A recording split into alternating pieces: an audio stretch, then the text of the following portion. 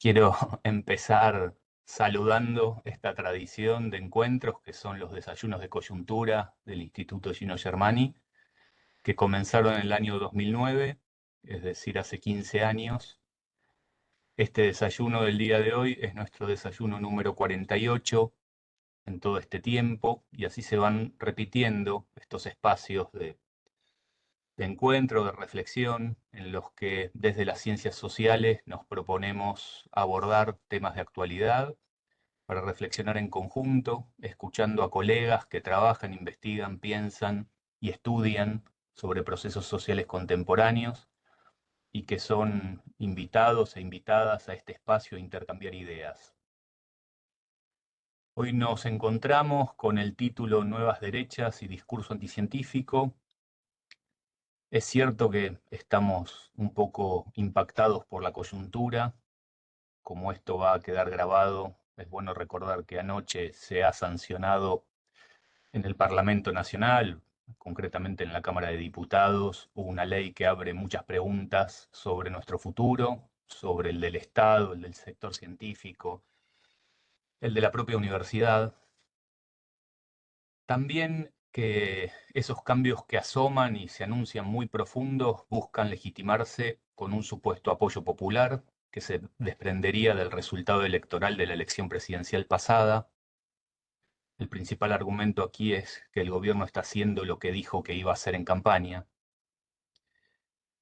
Y ya venimos hablando de esta coyuntura desde del desayuno anterior e incluso desde el año pasado, cuando al calor de la disputa electoral comenzamos a escuchar cada vez más fuertes ataques a la ciencia en general, a los organismos científicos, pero en especial a las ciencias sociales y a las humanidades, que parece que se llevan la marca con la etiqueta del adoctrinamiento. Es cierto que los discursos anticientíficos ni son nuevos ni son patrimonio de un sector político determinado. Hace ya casi 20 años en varios países europeos hubo una importante ola de debate sobre el creacionismo que generó numerosos enfrentamientos sobre lo que se enseñaba y lo que se debía enseñar en la escuela. Claramente allí también la impugnación al conocimiento científico fue muy fuerte. Pero también nos parece que los discursos de algunas de las derechas actuales, sean nuevas o no, retoman con frecuencia referencias del espectro de lo religioso y no se privan de atacar o desconocer evidencia científica cuando eso les resulta conveniente. Sea el cambio climático o las resistencias a las vacunas, tal vez no tan fuertes en nuestro país, pero que articulan el tema con ese momento reciente y casi distópico que fue la pandemia de COVID-19. Y ahí creo que es clara la apelación a la libertad que pregona el actual gobierno. Está muy vinculada, es una clara reacción a esa experiencia de la pandemia y por extensión, con eso que tal vez no muy afortunadamente se etiquetó aquí como el gobierno de los científicos. A eso se le suma, como señaló en su momento Gabriel Feltrán, analizando el caso del bolsonarismo en Brasil, el modo en que ciertas referencias anticientíficas en esos discursos permitieron articular posiciones con sectores sociales relevantes como los evangélicos. Bueno, no me voy a extender porque acá tenemos a las invitadas y el invitado, que son los expertos, así que los voy a presentar brevemente en el orden en el que van a hablar y les voy a pasar la palabra. Va a empezar presentando Lucía Ariza, que es doctora en sociología e investigadora de nuestro instituto y del CONICET.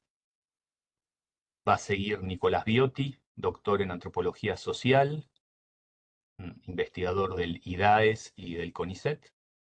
Y va a cerrar la primera ronda Melina Vázquez, que es doctora en ciencias sociales, investigadora del Instituto Gino Germani y también del CONICET.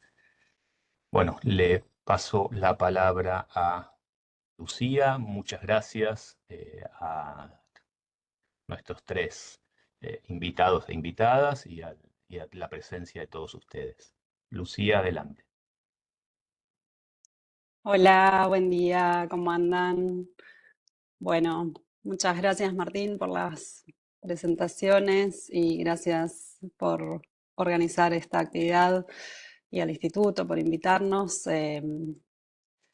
Nada, nos alegra poder venir a conversar sobre un proyecto que en realidad venimos desarrollando hace un tiempito, ya un par de años, con Nicolás, por eso también la idea era hacer una presentación un poco en tándem. Y es un proyecto que nosotros comenzamos con la idea de indagar un poco en la idea de la desconfianza como una lógica de interacción social, ¿no? En relación con la ciencia, sobre todo, un poco instigados obviamente por el contexto pandémico, nos empezamos a preguntar, bueno, ¿qué era esto de tener a la desconfianza como un eje, ¿no? de los vínculos y de las interacciones y de los vínculos con las instituciones, ¿no? Especialmente, bueno, en el caso del COVID, eh, con las instituciones científicas, ¿no? Aunque la desconfianza es una lógica que se puede expandir más allá de lo científico hacia otras instituciones y, y sectores de la sociedad.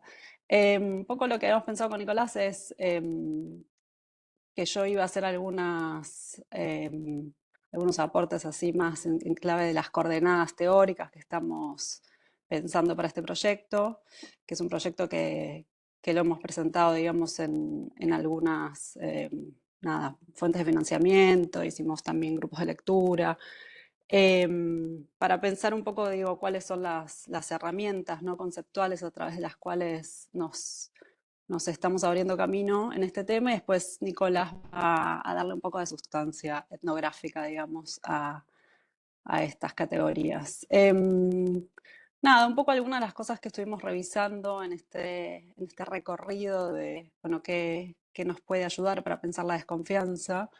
Recuperamos un libro de Luc Boltanski que se llama, en español fue Enigmas y complots, misterios y conspiraciones, no está tan exactamente traducido el título. Em, y ahí lo que nos interesaba traer de Boltanski era este señalamiento que él hace respecto de la simultaneidad de tres procesos que a primera vista pueden parecer bastante distintos, pero que históricamente se dan un poco al mismo tiempo, que sería como el fin del siglo XIX, principios del siglo XX, y que son el surgimiento, digamos, de la novela de crímenes y espías en Europa y Estados Unidos, donde hay, bueno, un misterio que hay que resolver y lo resuelve un detective en base al uso, en principio, de métodos racionales que aplica deductivamente para encontrar la solución al misterio. Al mismo tiempo, el surgimiento de la idea de paranoia y la conceptualización y caracterización desde la psiquiatría y también desde el psicoanálisis de la idea de paranoia. Y por último, el surgimiento de las ciencias sociales, ¿no? Especialmente la sociología, y un poco el planteo de Boltanski es que estos tres ámbitos de experiencias tan distintos comparten una misma manera de conceptualizar la realidad y que es esta idea de que, bueno, en la realidad suceden diferentes cosas al mismo tiempo, ¿no? Y que la realidad de alguna manera está estructurada en una lógica conspirativa, ¿no? Quizás nos resulta muy raro como cientistas sociales situarnos de pronto en ese posible espectro de la conspiración, pero un poco lo que, más allá obviamente de las distancias y las enormes diferencias que existen entre el género literario, la psiquiatría y las ciencias sociales, llamar la atención sobre este mecanismo de la investigación, la sospecha, la suspicacia como una lógica que estructura un modo de hacer, ¿no? Al interior de cada una de estas prácticas tan distintas. Em, entonces, esa lógica conspirativa, quizás podríamos después discutir si nosotros nos gusta más la palabra desconfianza que conspiración, y ahora voy a decir algunas cositas sobre esas diferencias, pero esta lógica conspirativa que señala Boltanski claramente, bueno, hace preguntas respecto de quién tiene realmente el poder en la sociedad, ¿no? El poder está donde pensamos que está en los gobiernos, está en las instituciones, o está situado en algún otro lugar que en principio no podríamos estar viendo, pero desde el cual está operando de una forma un poco oscura y poco visible. Y por lo tanto esto supone una ontología doble, digamos, ¿no? Donde hay una realidad visible, aparente, pero probablemente ilusoria, y hay una realidad más real, por decirlo así, más verdadera, ¿no? Que de alguna manera estructura y confabula desde un lugar mucho más oscuro y poco visible, aquello que sí vemos operar más de manera más transparente, ¿no? Em, Retenemos esta idea de Boltanski, también, bueno, muy atravesado por el estilo propio del pragmatismo de Boltanski, en el cual obviamente no nos vamos a extender, pero eh, digo, una visión bastante atenta, digamos, a las formas de justificación, a los relatos, a las microhistorias, ¿no? Con las cuales los agentes y sujetos que son investigados explican, digamos, esas formas conspirativas de concebir la realidad. Otro texto que nos está sirviendo bastante es un libro que creo que no está traducido, que se llama en inglés Transparencia y Conspiración, etnografías de la sospecha en el nuevo orden mundial, de Harry Sanders y Todd West. Ahí un poco lo que ellos proponen es pensar la realidad política, bueno, norteamericana, pero también de alguna manera occidental, en base a la dicotomía transparencia-conspiración, nuevamente, ¿no? Como que esta dicotomía entre transparencia y conspiración organizaría un poco las narrativas políticas y las formas del actuar político en el mundo occidental, sobre todo después del fin de la Guerra Fría, la caída del muro de Berlín y la constitución de un nuevo orden mundial que tiene que ver, digamos,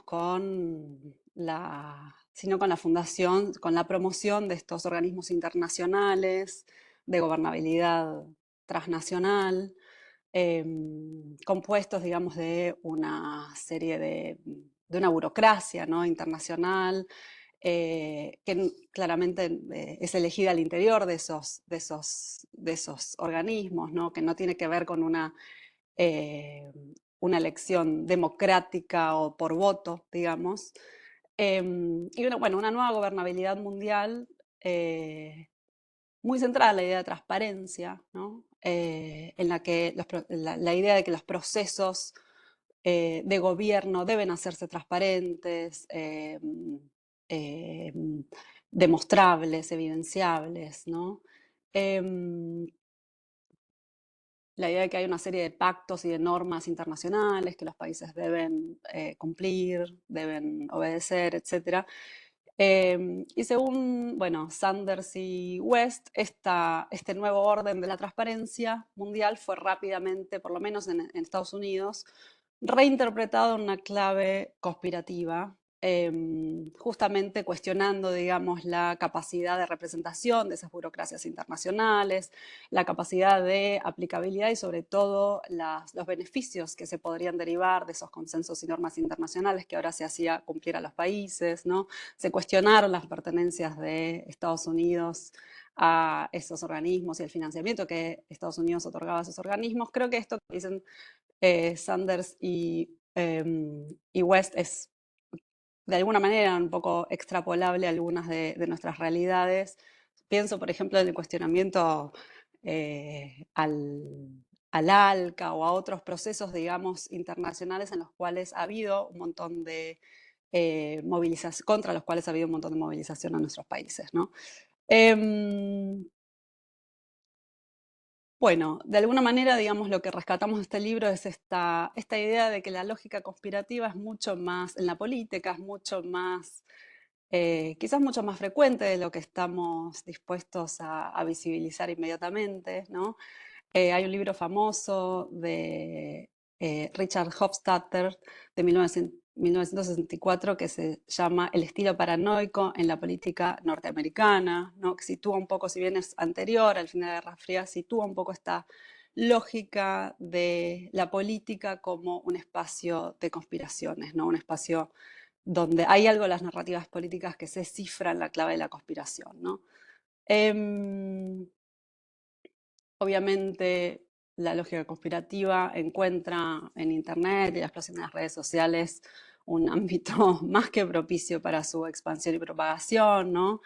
se empiezan a proyectar mundialmente todas estas conspiraciones, la muerte de Lady Di, si fue efectiva la llegada de la humanidad a la Luna o no, el inicio de la emergencia del virus del VIH, etcétera. Hay una serie, digamos, de famosas conspiraciones que se han proyectado, digamos, a nivel global y que muchas veces mucha gente cree verdaderamente en ellas. Un poco entonces lo que vamos sacando de este super mini recorrido que hicimos, de algunos antecedentes y conceptos que nos utilizaban, es que claramente, bueno, no toda desconfianza, nuestro término es más la desconfianza, ¿no? Claramente no toda desconfianza es una conspiración. La conspiración sería una radicalización, digamos, del espectro de la desconfianza, pero efectivamente toda conspiración tiene algo de desconfianza adentro, ¿no? Em, y utilizando este concepto un poquito más soft de desconfianza más que de conspiración, quizás algo que nos interesa pensar es cómo la desconfianza es una lógica de interacción que está mucho más desparramada, digamos, en la sociedad y en diferentes sectores de lo que parece a simple vista, ¿no? Em, y que claramente la desconfianza, y quizás esto es lo que es sociológicamente interesante, pero también difícil, no dirime estrictamente en términos de variables sociológicas duras, por ejemplo, género, edad, partido político, alineación política, ¿no? Sino que hay una suerte de dispersión, ¿no? De la lógica de la desconfianza a lo largo y transversalmente de diferentes sectores sociales, de izquierda, de derecha, em, y que eso me parece que es lo que un poco nos resulta también difícil de este concepto, ¿no?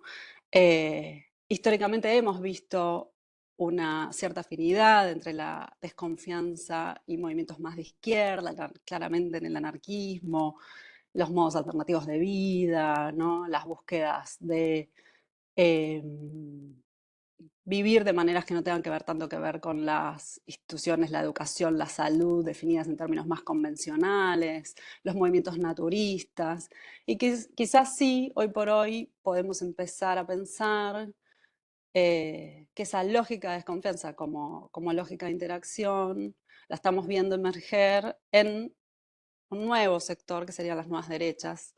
Ahí es como una hipótesis un poco para testear, ¿no? Esa lógica de desconfianza que era quizás más característica y que fue más característica durante ciertos momentos del siglo XX de cierto espectro de izquierda, se nos habría pasado un poco a la derecha.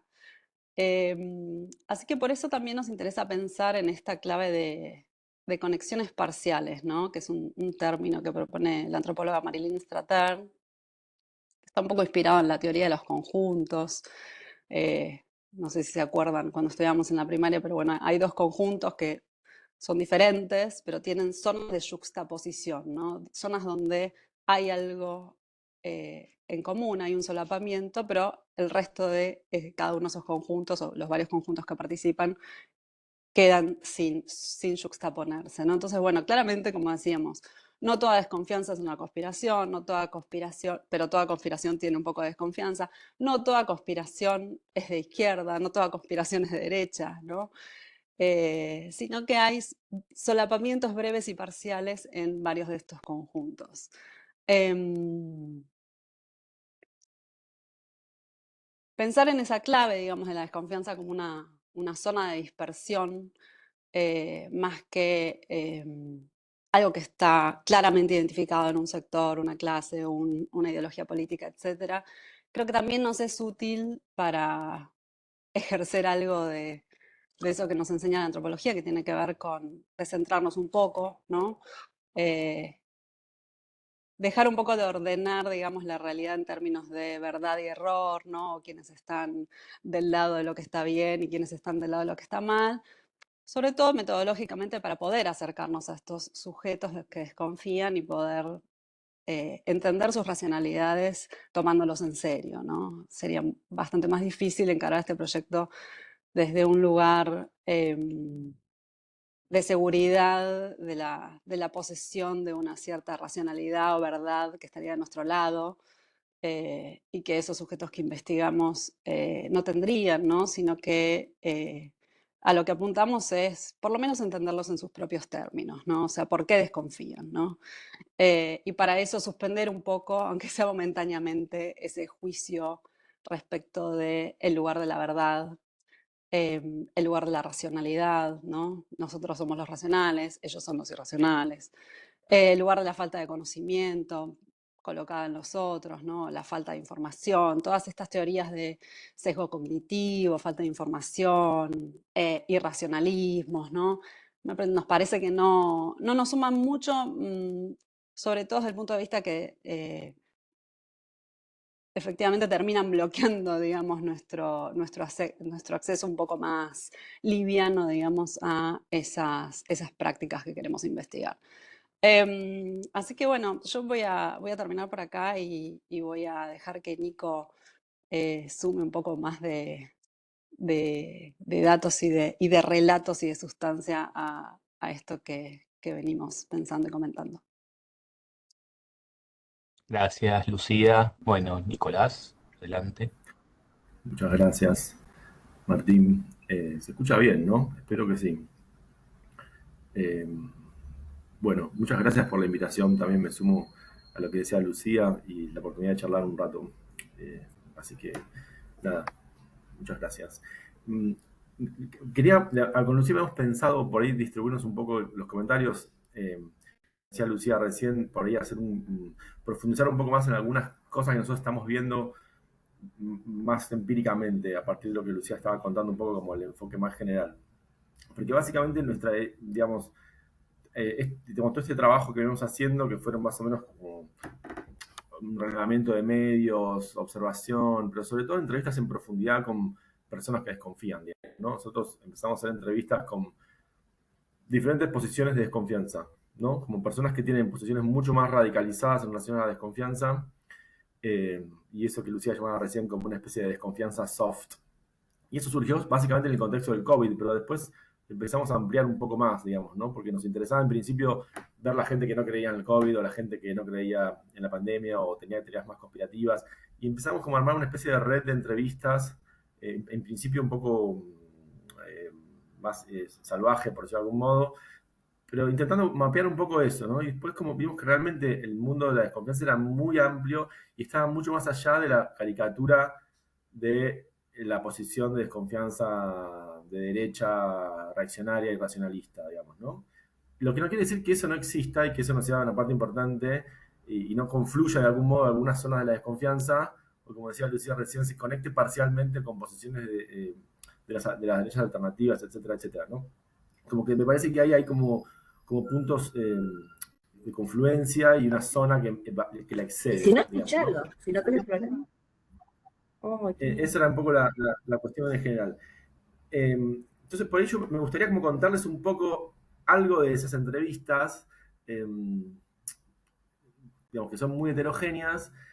Si a alguien le interesa, digamos, hay un artículo que salió en Social Compass, que es esta revista que salió este año, que es un poco lo que yo le voy a contar ahora, que ahí resume un poco algo de estas cuestiones, que después hay algunas publicaciones que son por ahí más periodísticas, digamos, pero más académicas. Ese artículo, si a alguien le interesa, podría verse ahí.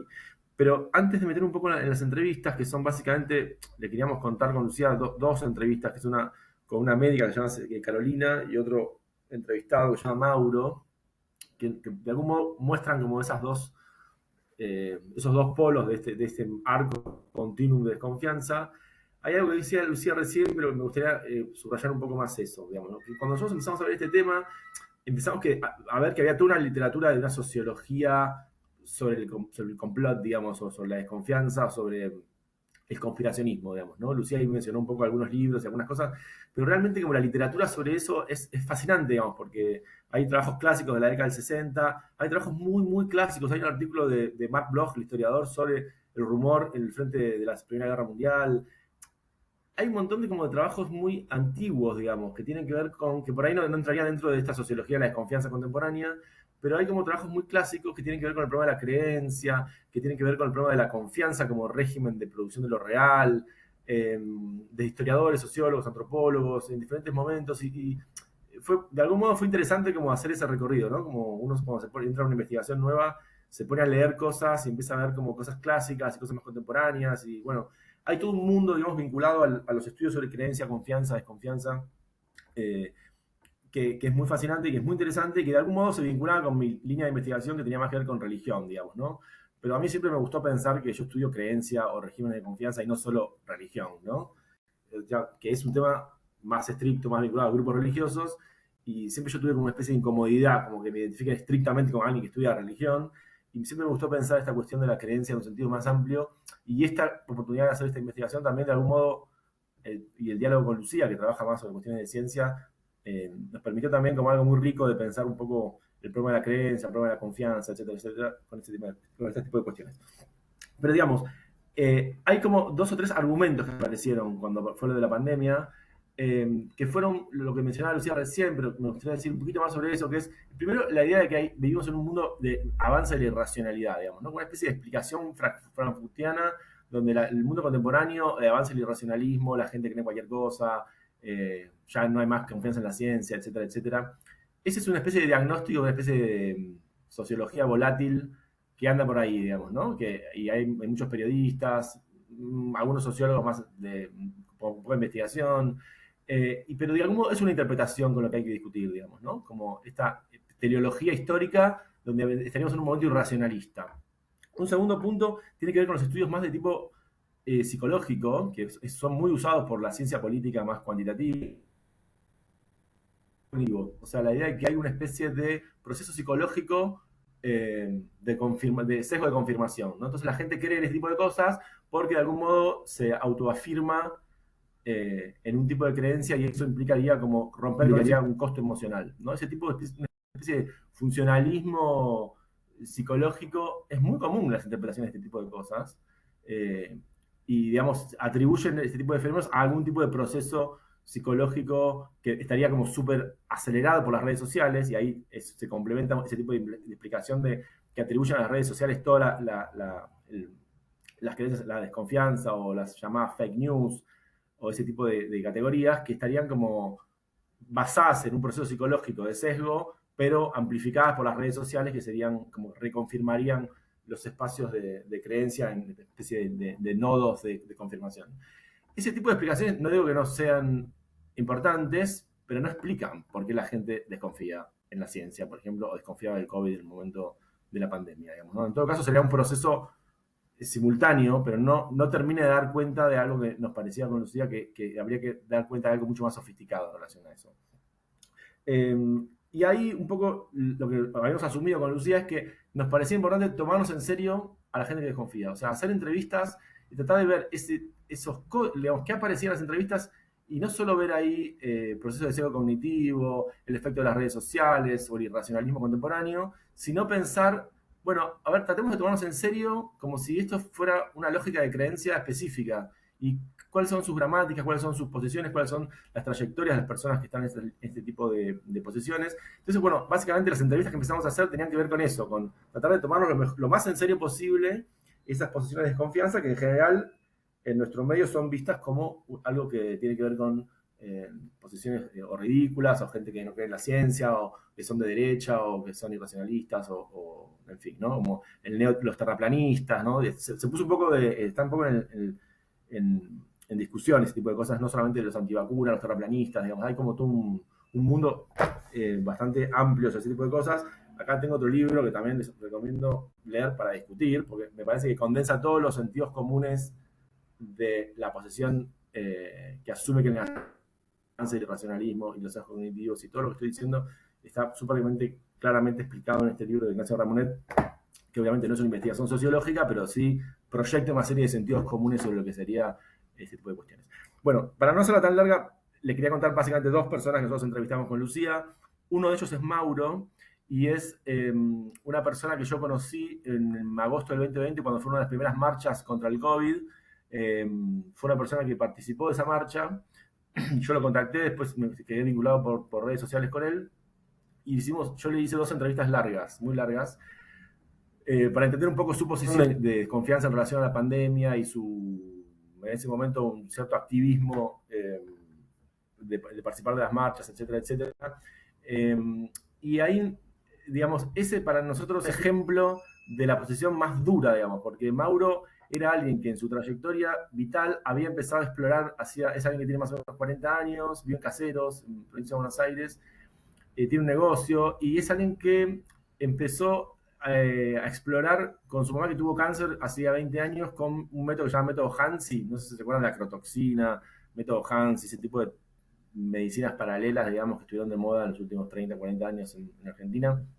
Él empezó a experimentar con su mamá con ese tipo de técnicas, empezó como a buscar métodos alternativos, empezó como a interesarse por redes sociales, a buscar como terapias alternativas, en fin, digamos, y cuando fue el momento de la pandemia, de algún modo se exacerbó ese interés por las prácticas alternativas y entró en contacto con un médico llamado Andreas Hall que empezó a promocionar el dióxido de cloro. No sé si se acuerdan también que durante la pandemia fue bastante popularizado por algunos periodistas, bueno, en fin.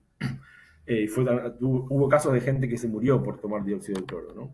En fin, es muy amplio el tema del dióxido de cloro, pero él empezó a experimentar con esa práctica y a tener toda una posición de desconfianza de la medicina oficial, ¿no? Los médicos eran parte de un complot junto con Soros, Bill Gates, 5G, todos los que ustedes vieron de la pandemia de las teorías más conspirativas. Bueno, este chico Mauro le entran todas, digamos.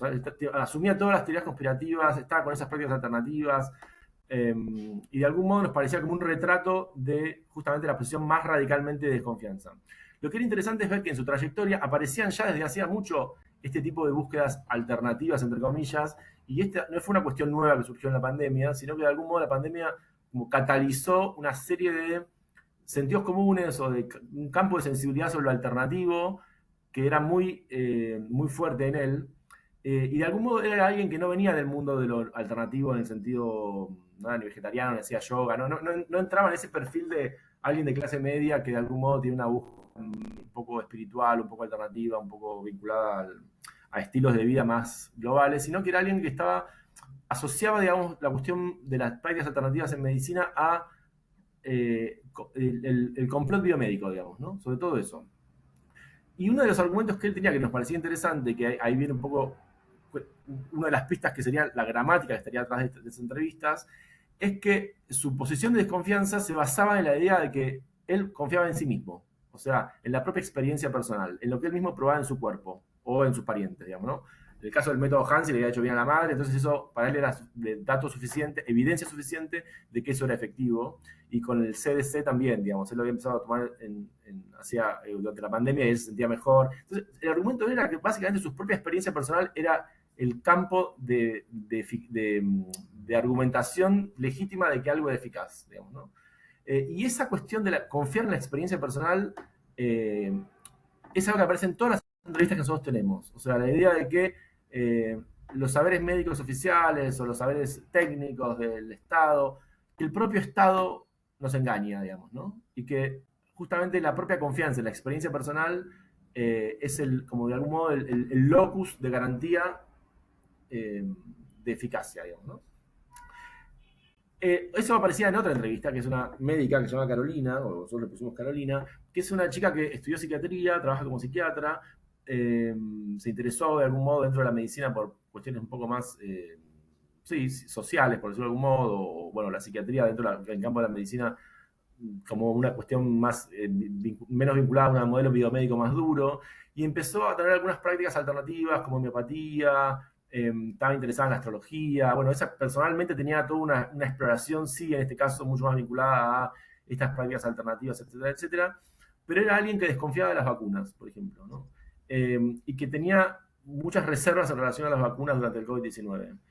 Y entonces, digamos, para Lucía y para mí ese era un caso de una especie de desconfianza soft, digamos, ¿no? Esta chica no compraba todo el paquete entero de la conspiración, de la biomedicina, del modelo de Soros, del 5G y de una serie de cuestiones vinculadas a un complot internacional y a la pandemia, pero sí tenía muchas reservas con algunas cuestiones de la política de salud del gobierno, sí tenía reservas con las vacunas, ella se había vacunado igual, pero era alguien que leía papers médicos sobre la cuestión de las vacunas, y de algún modo también tenía en su trayectoria personal estas búsquedas alternativas y esta idea de confiar en la propia experiencia, en la cuestión de las emociones, la cuestión de la introspección, la cuestión de, digamos, por supuesto que ella como médica tenía un argumento mucho más científico en la cuestión de la eficacia de las prácticas, pero de algún modo también tenía este interés en la dimensión experiencial y la dimensión del propio campo de lo sensible del propio cuerpo como una dimensión importante de la cuestión terapéutica, la cuestión de la enfermedad, etcétera, etcétera.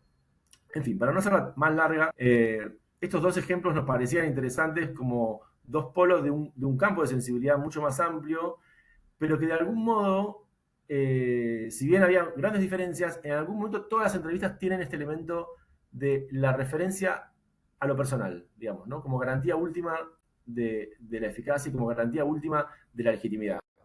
Y eso de algún modo dialoga muy bien con una serie de trabajos mucho más amplios que tienen que ver con la desconfianza, que tienen que ver con formas de subjetivación contemporánea muy centradas en la idea de libertad, en la idea del individuo, en la idea del campo de experiencia, en la idea del cuerpo. Y nos parecía interesante hacer esa conexión, digamos, ver cómo esta gramática de la desconfianza de algún modo dialoga o podría plantearse una hipótesis más sociológica, digamos, digamos, de asociar esto a un proceso de subjetivación y a una idea del individuo como un espacio de legitimación, digamos, ¿no? Que desconfía del Estado, que desconfía de la biomedicina, que desconfía de posiciones que están más alejadas de su campo de experiencia. En fin, digamos, esa es una de las cuestiones que nosotros estamos pensando, es eso, cómo conectar estas entrevistas y esta gramática del individuo como garantía última de la eficacia y de la confianza, digamos. Así que, si quieren, dejo por acá, sí podemos seguir charlando. Pero básicamente era un poco de lo que queríamos contarles. Bueno, gracias Nicolás. Y le paso la palabra a Melina entonces. Adelante. Bueno, gracias Martín por la invitación a este diálogo, a esta conversación. Me alegra estar acá con Lucía, con Nicolás. Creo que hay muchos puntos en común, a pesar de que yo al principio tenía alguna duda de cuál podía ser mi rol en esta conversación, pensando un poco de dónde vengo y quiero como transparentar de dónde vengo para mostrar un poco la lupa que voy a poner sobre algunos fenómenos que no voy a poder abarcar en su totalidad y que están movilizados por intereses y de alguna manera, bueno, digamos, pasar un colador a los temas sobre los que vengo investigando para poder aportar algo, algún elemento a la discusión en este encuentro.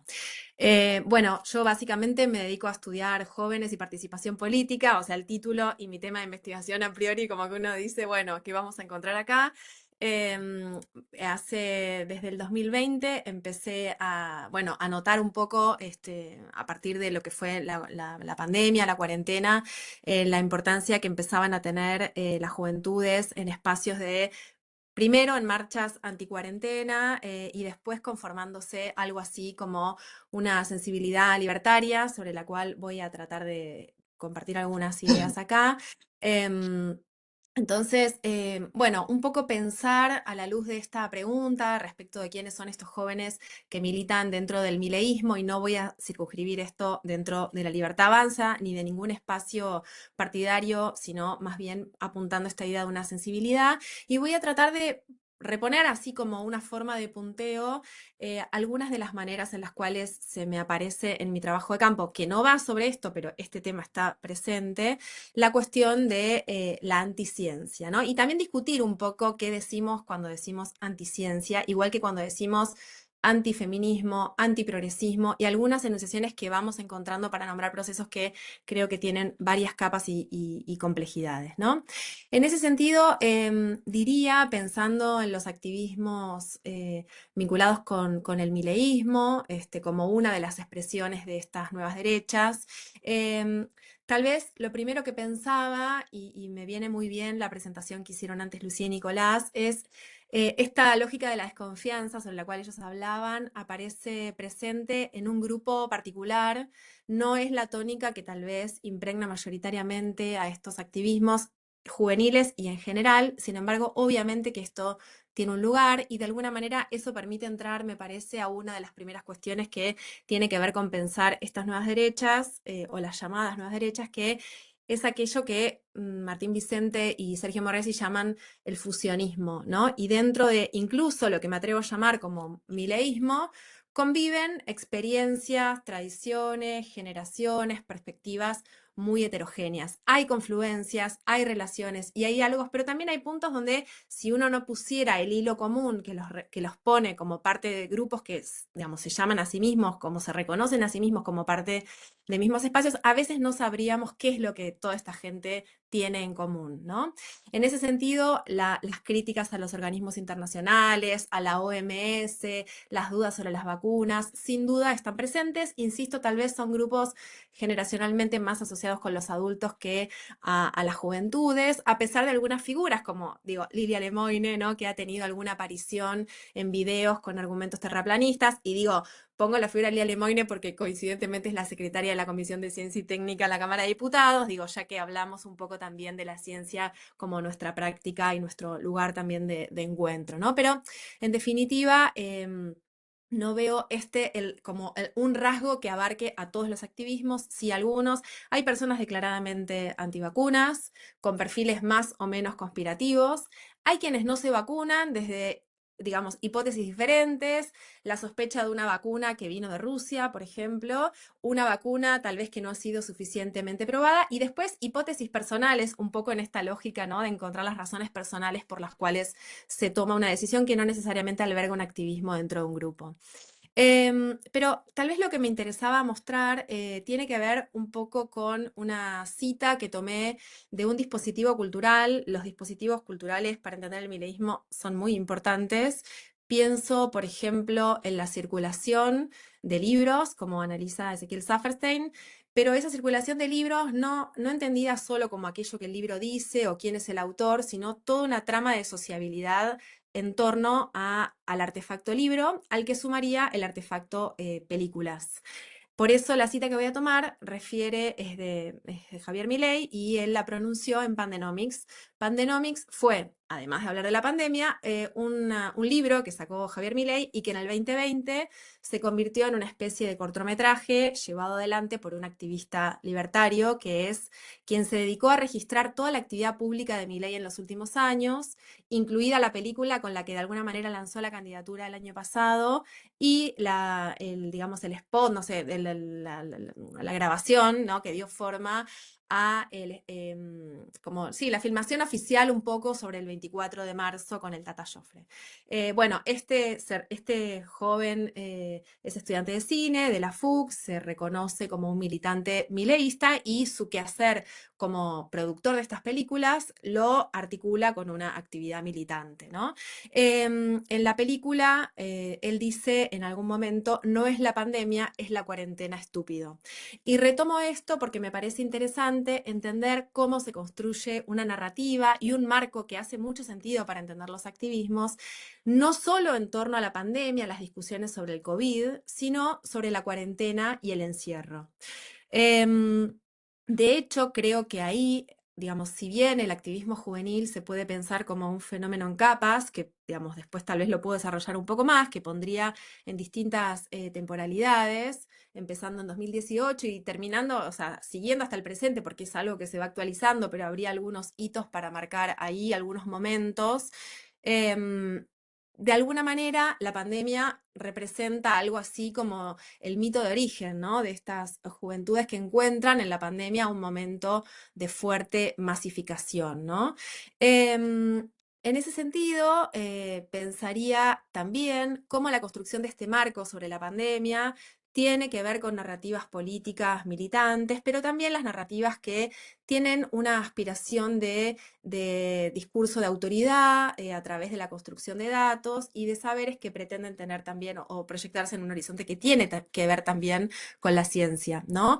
Pienso que en la pandemia, y esto nos involucró a mí personalmente y muchos y muchas que estamos acá, el otro día estábamos con Silvia Gemureman en el observatorio presentando un documento y decíamos, bueno, la pandemia fue un momento en el que muchos y muchas empezamos a pensar, bueno, hay que producir informes, hay que ver cómo se tiene incidencia en la gestión socioestatal de las medidas de aislamiento de la pandemia, no solo desde los saberes que típicamente asociaríamos con eso, sino también las ciencias sociales poniéndose al servicio de pensar una coyuntura, inclusive contribuyendo a difundir argumentos respecto de cómo llevar adelante las medidas de aislamiento, ¿no?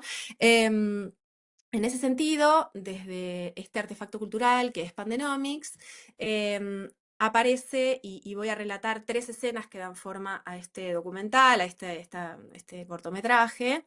El primero, digamos, tiene muchos elementos, se podría escribir un libro sobre ese corto, porque tiene muchos elementos estéticos que tienen que ver un poco con esas culturas juveniles que para mí, de alguna manera, el mileísmo capta, pero que digamos, no veo el mérito de Milei de haber inventado esas juventudes, sino, en todo caso, la puesta en relación, estas conexiones sobre las que hablaba Lucía, entre elementos culturales vinculados con esas juventudes y esta expresión del mileísmo. Hay muchas cosas, por ejemplo, el uso del auto, que parece como un batimóvil con el cual él llega y entra a la escena en la película, pero también entra a los actos políticos, una estética asociada a una cierta oscuridad que tiene resonancias dentro de algunos estilos musicales, el encuentro con jóvenes militantes, que son los únicos sujetos, aparte de él y del entrevistador, que están dentro de ese cortometraje, la presencia de los retratos de algunos de los economistas sobre los cuales él construye también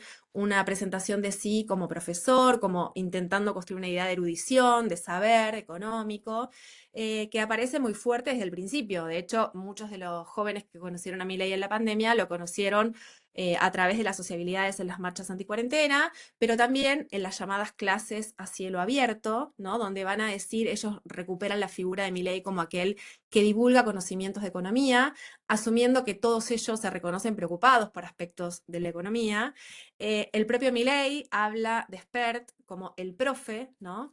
La idea de llegar a la Feria del Libro, de ser escuchado, ser respetado, invitado a conferencias, y también circuitos liberales que forman parte de las tradiciones históricas de las derechas, como universidades, fundaciones, donde hay becas, donde se dan conferencias, ¿no? Entonces, esta idea de poder construir una legitimidad como oradores, que en la primera parte de este video aparece narrada la cuarentena cavernícola, ¿no?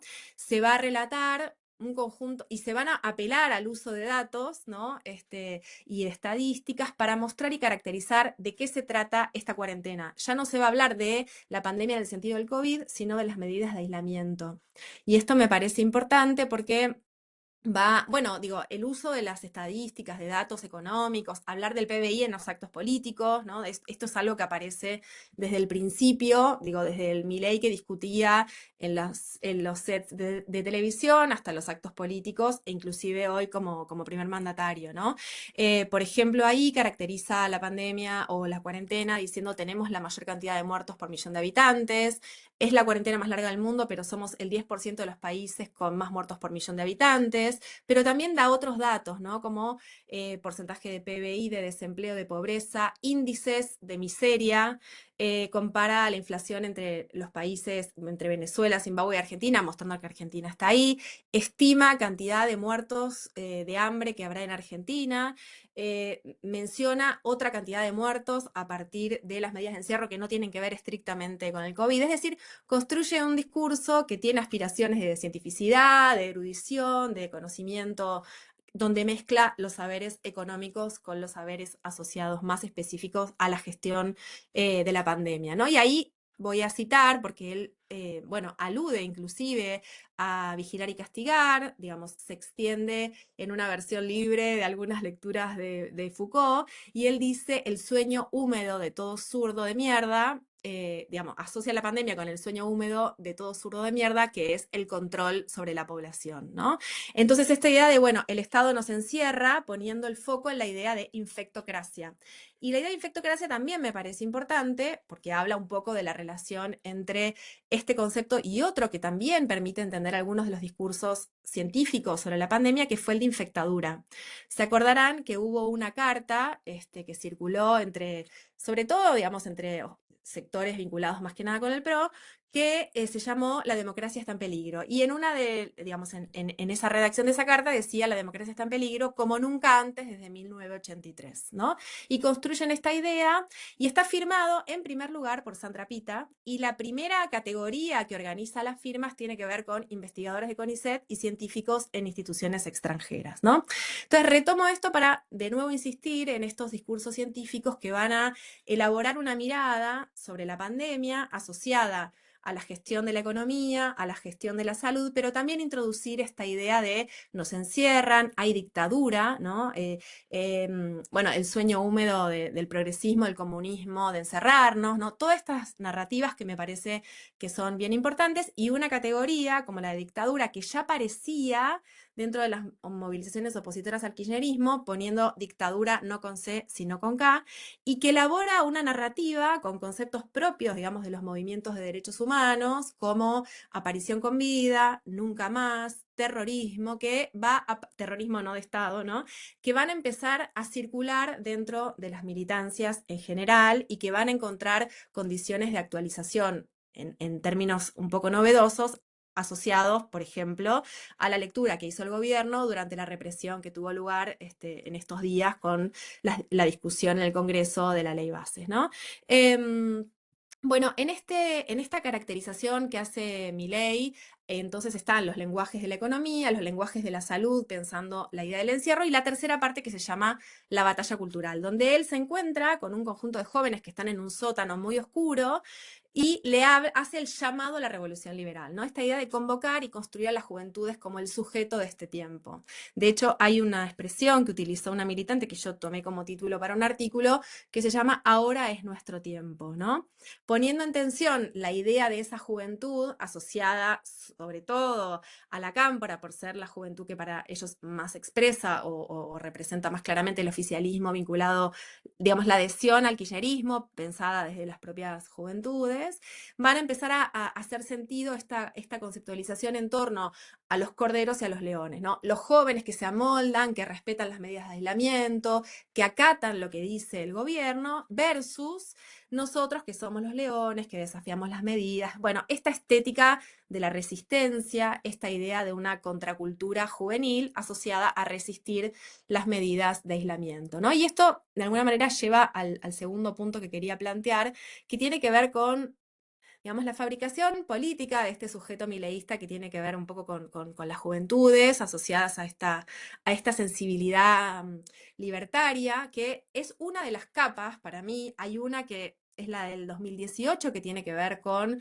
la reactivación de tramas de sociabilidad muy por lo bajo y muy invisibles en términos públicos, por lo menos en relación con lo que fueron los pañuelos verdes, que tiene que ver con los debates sobre la IBE y la reactivación de tramas de sociabilidad en torno a los llamados pañuelos celestes en escuelas confesionales, familias, grupos de amigos, que van a empezar a trazar una sociabilidad que va a estar muy presente en este armado político asociado con el mileísmo, una capa que tiene que ver con los sectores más liberales, que van a ser jóvenes nucleados en torno a la figura, sobre todo de Spert en ese momento, Milei un poco satelital, y el 2020 como un momento mucho más claro de masificación, ¿no? Ahora, esa masificación no tiene que ver necesariamente, o no tiene que ver en ese momento con una identificación ideológica. No es que ellos lean a la escuela austríaca, no es que ellos hagan congresos donde discuten los alcances del concepto de libertad, ¿no? Sino que hay una experiencia de crítica a las medidas de aislamiento asociadas, por un lado, a la vida cotidiana, un poco al perfil social de muchos de estos activistas que van a ver en las medidas de aislamiento serias restricciones a la posibilidad de contar con ingresos personales o familiares, ¿no? Van a empezar a sostener afirmaciones como déjame respirar, poniendo en juego la idea de déjame respirar como metáfora respecto de lo que el Estado hace sobre ellos, pero también sobre la idea de los barbijos, y una idea de libertad de déjame salir, ¿no? Que pongo un poco en torno a una experiencia que es típicamente juvenil, que tiene que ver con encontrarse con otros. De hecho, algunos entrevistados dicen, por ejemplo, una chica que entrevistamos con Caro Spataro, que está por acá, yo en el liberalismo encontré un lugar, ¿no? Esa idea de, bueno, yo estaba terminando la escuela secundaria, no podía encontrarme con mis compañeros, si salía, esto era objeto digamos, de impugnaciones dentro de mi familia, porque esto era riesgoso en términos de salud y en términos de que regían medidas de aislamiento. En las manifestaciones anticuarentena, o más precisamente, ella va al cumpleaños de Javier Milei en Plaza Irlanda, encontré un espacio, ¿no? La idea de que hay una sociabilidad en torno a esos espacios que van a formar armarse como espacios de resistencia, de crítica al gobierno de Alberto Fernández, y sobre todo, y hablando de desconfianza, lo que va a anudar un poco este activismo en la desconfianza a los políticos, a la llamada casta, que es una idea que va a hacer mucho sentido para ellos, a partir de los dos hechos más relevantes, relevados muy a partir de, digamos, de sus propios testimonios y del impacto público y social que tuvieron las vacunaciones VIP y la fiesta de Olivos, ¿no? Son dos nudos que aparecen de manera recurrente para poner en escena esta idea de la desconfianza del Estado que me encierra, que me quiere tener guardado, y los políticos están de fiesta o vacunándose primero, ¿no? Mencionaría 2 puntos más, no sé cómo estoy de tiempo, pero estoy bien. Quería mencionar 2 puntos más. Todo esto como que daría lugar a profundizar más después, en todo caso lo podemos hacer, pero me quería detener en otro hecho que para mí también es interesante para entender un poco el por qué, cómo aparece la crítica a los científicos y a la idea de la ciencia, ¿no? Como algo a impugnar y sobre todo al CONICET, a los organismos de ciencia y tecnología, asociados como lugares de la izquierda, ¿no? Como del progresismo. Hay una hipótesis que me parece muy potente que sostiene Mercedes Barros cuando ella estudia la manera en que durante el gobierno de Macri se va a tratar de deskirchnerizar el Estado, ¿no? Lo que ella dice es una de las batallas culturales, diríamos ahora, que va a dar el macrismo tiene que ver con impugnar o poner en tensión la manera en la que el kirchnerismo construyó y oficializó una agenda vinculada con los organismos de derechos humanos, ¿no? Esta hipótesis, que me parece que es muy potente para entender la manera en la cual se trabajó con esa agenda, me parece que nos permite pensar otras agendas vinculadas con otros colectivos, como por ejemplo la relación que las organizaciones piqueteras, los movimientos desocupados también trazaron con el Estado, y creo antes, ¿no? Y creo que durante el gobierno de Alberto Fernández hay algo en torno a 2 modulaciones que hace sentido en este mismo punto, que tiene que ver con la enunciación de volvimos mejor mujeres, ¿no?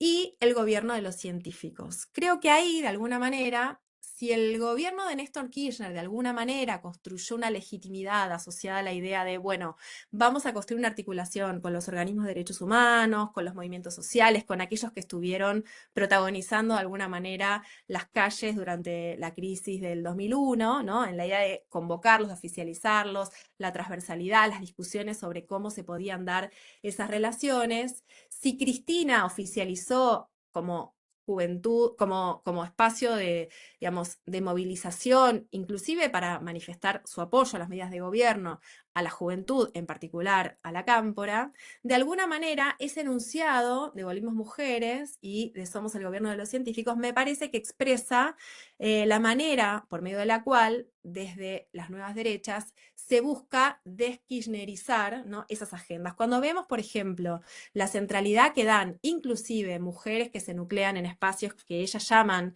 de feminismo liberal, es decir, dentro de los espacios de las nuevas derechas no solo hay agendas antifeministas o hay agendas antifeministas que conviven con grupos de mujeres que buscan problematizar un feminismo posible en sus términos y en sus espacios políticos de pertenencia. Inclusive esas feministas liberales sostienen y reivindican el plan motosierra sobre el Ministerio de Mujeres, por ejemplo, ¿no? En ese sentido, hay algo de cómo desde estas nuevas derechas, interpreto, se busca impugnar al albertismo, a la gestión de gobierno que tuvo a su cargo la gestión de la pandemia, apuntando un poco contra esos sujetos que aparecieron como expresión de esa gestión de gobierno. Y el último punto, y esto de verdad tiene un poco la forma de un apunte de ideas respecto de cómo pensar las relaciones entre nuevas derechas, activismos y ciencia a grandes rasgos, tiene que ver un poco con algo que planteaba Nicolás y Lucía en su intervención, que tiene que ver, bueno, con cómo trabajamos, y esto es algo que se está discutiendo y un poco a raíz de la presentación del libro Está entre nosotros, libro del que yo soy una de las autoras, que coordinó Pablo Semán, que estamos, digamos, discutiendo en varios lugares, y yo noto como a colación de esas presentaciones y de esas discusiones ciertas controversias respecto de cómo tomar estos sujetos, ¿no? Hace poco estuve en un evento académico y estaba presentando y contando un poco de estos jóvenes, quiénes eran, de dónde vienen, cuáles son sus perfiles, que tienen un perfil además, muchos de ellos muy, digamos, marcadamente de clase media baja, con un perfil popular. Entonces un colega levantó la mano y me dijo, esto es literal, ¿son tontos? Entonces yo preguntaría, ¿son tontos? ¿Son alienados? ¿Son, como nos respondieron en una nota que escribimos con Caro Espataro en Anfibia, son las esposas en el cuento de la criada? ¿Qué hacemos y cómo trabajamos? Y esta es la pregunta que quisiera compartir un poco con ustedes. ¿Cómo nos tomamos en serio estos sujetos y qué hacemos y cómo trabajamos con las creencias que ellos tienen, que inclusive pueden movilizar elementos de la ciencia o no, que tienen que ver con las creencias, con las ideas de superación sobre las cuales hablaban antes los colegas, ¿no? ¿Cómo trabajamos con estas sensibilidades? ¿Cómo nos los tomamos en serio? Y pienso que hay dos grupos con los que hasta ahora he trabajado que suscitan reacciones muy controversiales, ¿no? Por ejemplo, bueno, los llamados mejoristas, ¿no? La categoría que usa Pablo Semán con Nicolás Belchinger en este libro que mencionaba antes. Los mejoristas, los trabajadores de aplicaciones, los jóvenes precarizados. ¿Cómo puede ser que estos jóvenes militen para mi ley? Voy a repetir a modo de ironía y como disparador para la reflexión colectiva en un momento. ¿Son tontos? ¿Cómo pueden votar a su verdugo, ¿no? Las mujeres y feministas liberales son las esposas en el cuento de la criada, y digo esto porque, como decía antes, literalmente fue una de las reacciones a una de las notas que escribimos con Caro Espataro, ¿no? Entonces, quería plantear, y un poco ya para ir cerrando, qué lugar darles a estas creencias, por ejemplo, bueno, y pensaba un poco en muchos textos que van a plantear. Bueno, esta idea, por ejemplo, Verónica Gago, cuando estudia La Salada, y dice, bueno, el neoliberalismo no se puede entender solo como un conjunto de medidas desde arriba, como medidas macropolíticas que son un poco en estas teorías también conspirativas que a veces de algunos sectores más progresistas o de izquierda a veces también existen y circulan, son centros imperialistas que buscan imponer su poder, ¿no? O es una realidad, una racionalidad que solo involucra a los grandes actores económicos y políticos. No quiere decir que esto no suceda, sino en todo caso, ¿cómo pensamos, dice ella, y me parece que es una pregunta muy potente, esas formas de adhesión al neoliberalismo por abajo, ¿no? Entonces yo diría, ella hace una apuesta por pensar a esas personas que participan de la Feria de la Salada, las relaciones, las sociabilidades que sostienen, no como derrotados culturales o como dopados culturales, sino como agentes que construyen racionalidades. Y hay mucha teoría para pensar esto. Solo traigo el ejemplo de La Salada porque me parece que nos puede invitar a pensar en estas otras, por ejemplo, mujeres liberales que van a decir de sí mismas que son emprendedoras, que suscriben a una idea de superarse a sí misma, de tener una perspectiva de liderazgo para romper techos de cristal, que van a decir que hay que llenar de mujeres el liberalismo, que van a cultivar una idea que por momentos se parece en estos puntos de contacto sobre los cuales hablaban Nicolás y Lucía con otras narrativas que están, por ejemplo, en el yoga, no sé, la transformación de sí mismas a partir de narrativas feministas, por ejemplo, o de otras narrativas que las vuelvan personas independientes, o la idea de que estas mujeres tienen que ser independientes económicamente para no depender justamente ni de sus maridos ni del Estado. La idea del mérito, y volviendo sobre Boltanski como algo bien potente para entender el nuevo espíritu del capitalismo, dirán en ese libro. Y la idea que sostienen ellas, que es, bueno, ser procapitalistas, ¿no? Por ejemplo, y en esta idea de que hay libros, argumentos, datos estadísticos sobre los cuales se construyen también algunas de estas creencias, en uno de los libros que sostienen estas mujeres del feminismo liberal, que digamos, este libro en particular fue escrito por unas investigadoras, unas académicas españolas, pero que es un libro que tiene mucha circulación entre estos mundos, que se llama Desmontando el feminismo hegemónico, van a hacer una de las afirmaciones que la pongo porque por momentos como que causa risa, pero yo digo, vamos a tomarnos en serio, ¿qué quieren decir con esto, no? Una de las afirmaciones que dicen es, el capitalismo es el mejor amigo de las mujeres, ¿no? Y como que uno dice, bueno. Dicen ellas, voy a citar literal, el capitalismo es el sistema que ha permitido a las mujeres entrar en el mercado laboral y lograr al fin la libertad e independencia que de otro modo no hubieran tenido. Sin capitalismo, la dependencia de las mujeres continuará existiendo, pero no serían los hombres sino el Estado el que restringiría su libertad. Hay otras citas y lo que quiero, y un poco para abrir la discusión, y ya con esto termino, es pensar un poco, bueno, ¿cómo nos tomamos en serio esto? ¿Qué quiere decir? Si vamos a asociar esto solo a Milei o vamos a entender que hay algunas de estas sensibilidades que exceden por mucho, yo estoy más del lado de esta interpretación, y que también están presentes en otras narrativas que creemos por ahí más cercanas, ¿no? Por ejemplo, cuánto de esta idea de la autotransformación está presente en otras narrativas, inclusive vinculadas con el feminismo o con movimientos sociales o colectivos, organizaciones políticas, que plantean como parte de las, digamos, de la revolución, de la transformación, el cambio personal, ¿no? Cuánto de ese neoliberalismo habita también algunos otros modos de feminismo, ¿no? O sea, todas las formas de feminismo combaten el capitalismo. Tendría algún ejemplo para dar, pero ahora no me voy a poder extender. Y también la pregunta que se hacen inclusive en algunos otros feminismos respecto de cómo desfamiliarizar los cuidados, por ejemplo, pensando lógicas que puedan mercantilizarlos, no por dar prioridad al mercado en sí, sino pensando cómo el mercado también permite desfamiliarizar algunos de los cuidados. Pongo esto solo a modo de provocación, como para pensar cómo nos tomamos en serio estos discursos y si alguno de estos discursos que vemos a veces asociados a estos sujetos que nos parecen monstruosos. No voy a pronunciarme sobre si lo son o no lo son, digo, solamente quiero decir que algunas de estas narrativas también están presentes en otros espacios, en otros ámbitos, en otros grupos, con los cuales tenemos otro tipo de distancias personales, ideológicas o culturales. Termino acá.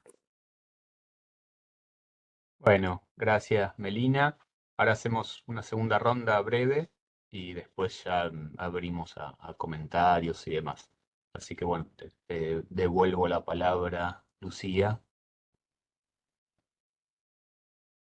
Bueno, no, me parece fascinante todo lo que venimos conversando y toda la, digamos, la posibilidad de empezar a unir los puntos, como hacen muchas teorías conspirativas, pero de este lado, entre toda la evidencia empírica que venimos recogiendo y algunas formas de pensarlo conceptualmente. Yo me quedé pensando en varias cosas, pero la que querría quizás mencionar es esta referencia que hacía Melina al uso de las estadísticas, las estimaciones, los índices, ¿no? Que fue como muy explosivo, evidentemente, durante la pandemia de parte de estos sectores que ya vienen investigando y que claramente nosotros estamos viendo también en otros estudios. Por ejemplo, hay varios estudios sobre el uso de la imagen en varios tipos de forma asociativa, conspirativa. Por ejemplo, también, no porque el terraplanismo sea conspirativo, pero hay una tesis muy interesante que dirigió Nicolás y que yo estoy evaluando de Mayra Cohen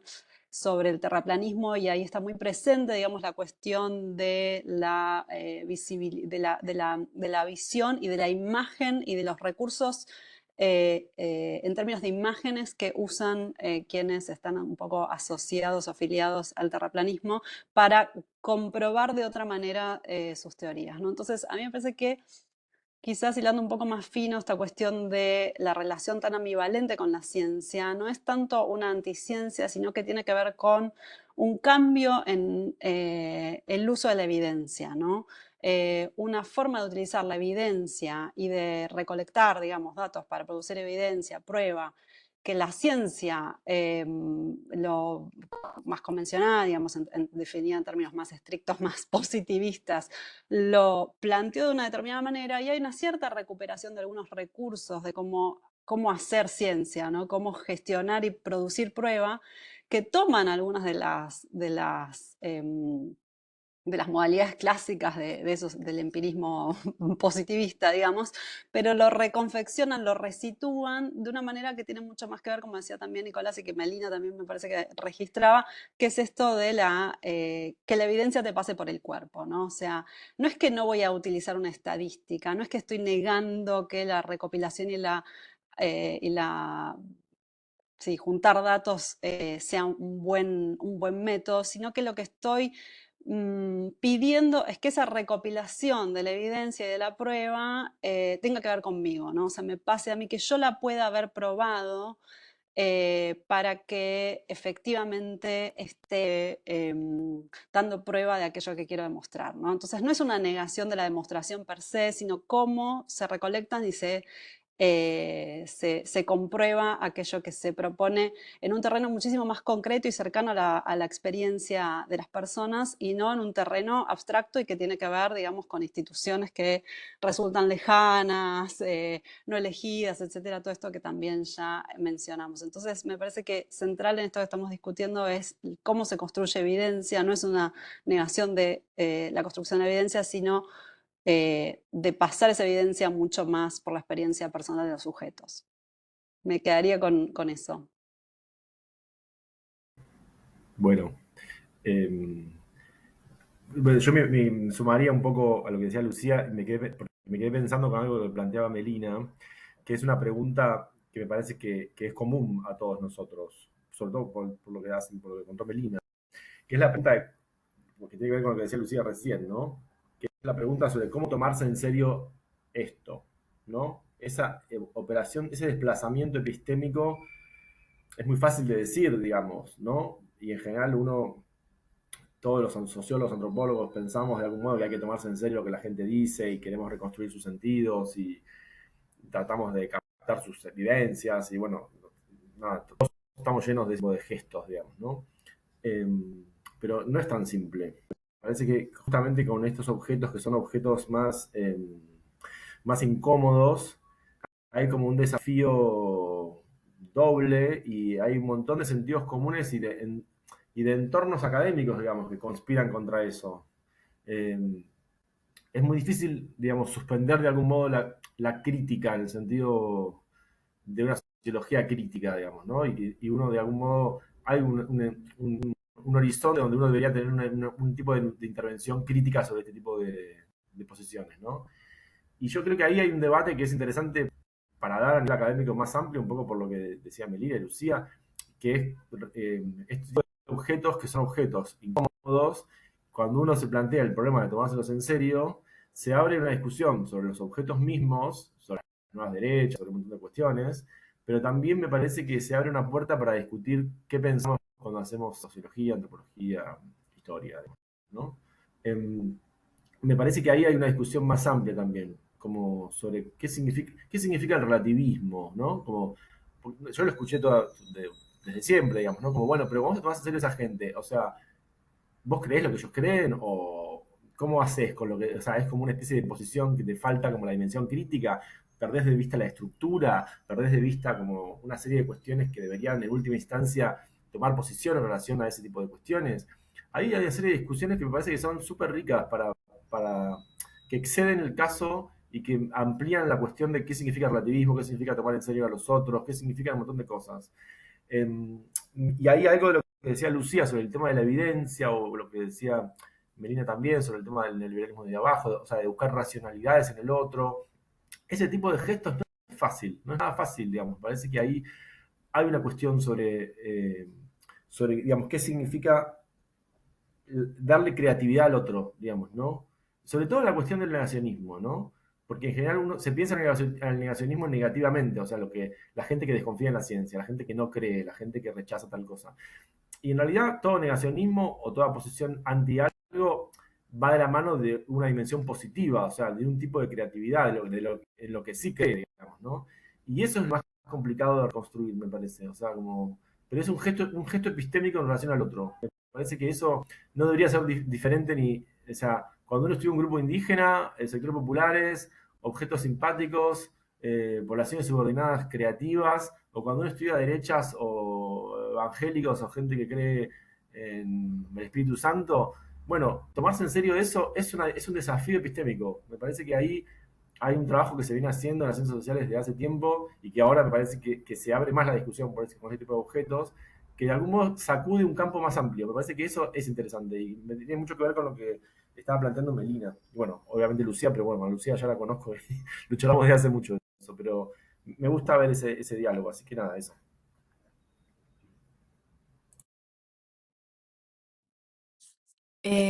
Bueno, me parece súper interesante lo que se va hilvanando entre las intervenciones.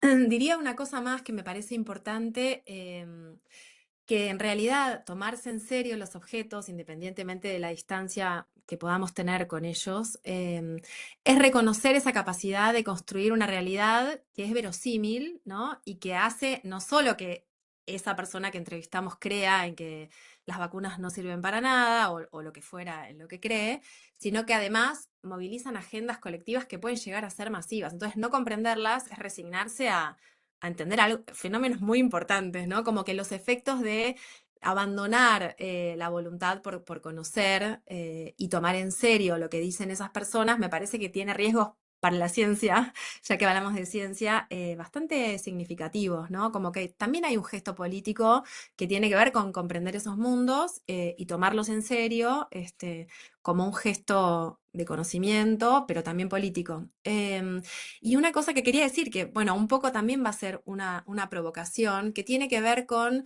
esto que un poco decía Nicolás a raíz de la negación, ¿no? Como si, por eso yo un poco ponía en tensión la idea de anticiencia, antifeminismo. Hay una idea de ciencia, otra que construyen, a veces no queda muy claro cuáles son esas fuentes, cómo construyen por ejemplo, hay una categoría que siempre usa Milei, que yo digo, ¿cómo construye esta categoría? Los países con más libertad, ¿no? Pero dentro de esas fundaciones que forman parte de estas sociabilidades de las derechas, históricamente, esto no es para nada nuevo, quienes estudian las derechas, digamos, lo han sabido transmitir muy bien, se construyen, por ejemplo, convocatorias sobre proyectos de investigación, ¿no? Digo, hay una voluntad de producir sus propios conocimientos en sus propios términos y la circulación de los libros también me parece importante. Por ejemplo, algo que yo registré muy claramente entrevistando jóvenes es, yo me familiaricé, por ejemplo, con las perspectivas de Agustín Laje y de Nicolás Márquez a través de, y esta figura a mí se me representaba en muchos otros jóvenes que he estudiado no vinculados con las nuevas derechas, que es un tío que me facilitó un libro, mi profesor de historia que me facilitó este libro, esta gestualidad de alguien que me prestó un libro y ese libro me cambió la manera de ver, ¿no? De hecho, el libro, bueno, de nuevo en estos dispositivos culturales, ¿no? Agustín Laje sacó un libro que se llama La batalla cultural, que a la vez hizo película. La verdad es que es muy interesante eso en el sentido de hay un saber que pretende ser erudito y hay otro saber que busca divulgar y hacer más accesible para más gente esos saberes más eruditos, por eso el libro se convierte en una película donde están esos conceptos y se busca divulgarlos, ¿no? En esa película él está con su biblioteca, ¿no? También estas puestas en escena que se parecen mucho a las que aquí estamos teniendo todas y todos con nuestras bibliotecas de fondo. Y él dice, bueno, a mí yo me enteré de todo esto a través de un libro que me prestaron, que me facilitaron, y saca un libro de la biblioteca, ¿no? Y ese libro tenía que ver con uno de los libros, no me acuerdo ahora cuál de ellos era, cuál era el que menciona, sobre los años 70 de Nicolás Márquez, ¿no? Y una aspiración que tienen y que se preguntan si algún día esos libros tendrán una circulación mayor, ¿no? Obviamente que hoy funcionan como parte del diálogo entre ellos, como una sociabilidad que configura parte de las tramas de los grupos de los que forman parte, pero todavía no son lecturas que los trasciendan. Ellos se preguntan, ¿algún día habrá lecturas de estas que estén en los programas, por ejemplo? A mí, digamos, tener una actitud comprensiva con esto no me deja de preocupar, ¿no? Imagínense tener cursos de historia con los libros de Nicolás Márquez, ¿no? Pero es una aspiración que ellos tienen, ¿no? Como que esos saberes que ellos construyen de algún momento trasciendan un poco, digamos, salten el cerco de los propios ámbitos de sociabilidad y tengan un impacto mayor. Yo creo que ya lo tienen, ¿no? A la vista está que se convierten en bestsellers, se convierten en lugares donde muchos de esos jóvenes se acercan por primera vez a ser parte de los ámbitos libertarios.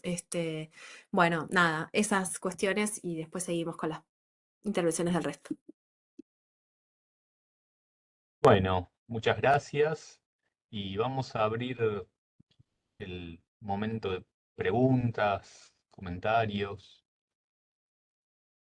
Marcos Hernández levanta la mano.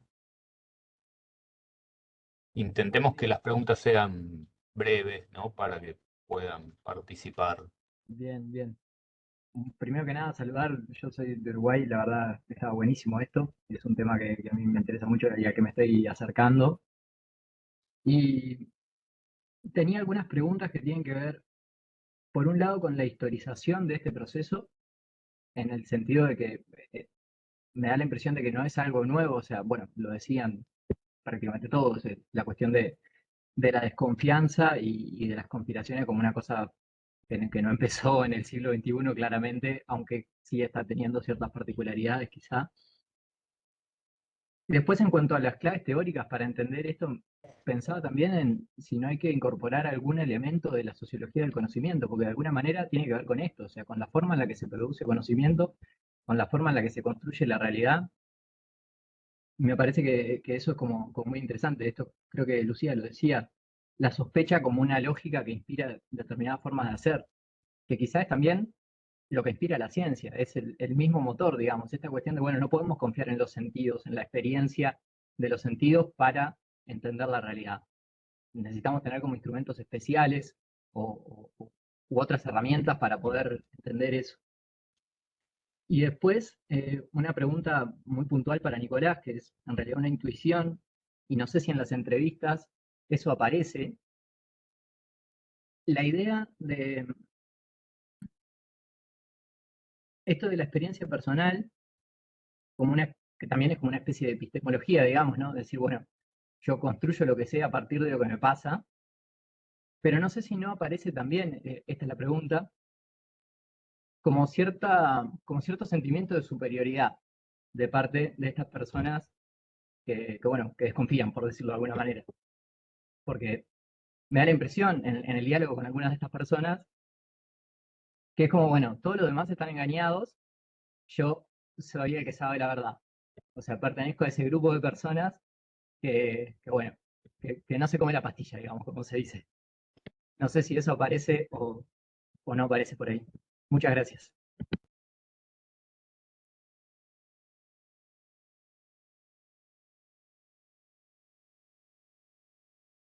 Bueno, no sé si hay más preguntas o si quieren